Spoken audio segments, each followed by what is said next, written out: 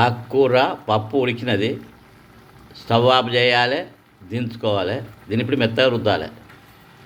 పప్పును ఆకును ఇలా పప్పు దువ్వతో మెత్తగా రుద్దాలి. స్టవ్ అంటు పెట్టాము, స్టవ్ పైన మట్టి కంచులు పెట్టినాము. అందులో 2 చెంచాలు నూనె పోసుకున్నాము.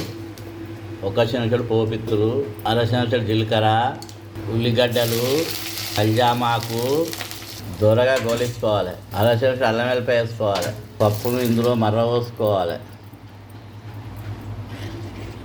ఇది ఇప్పుడు కలుపుకొని ఒక 5 నిమిషాలు స్టవ్ పై ఉంచుకోవాలి.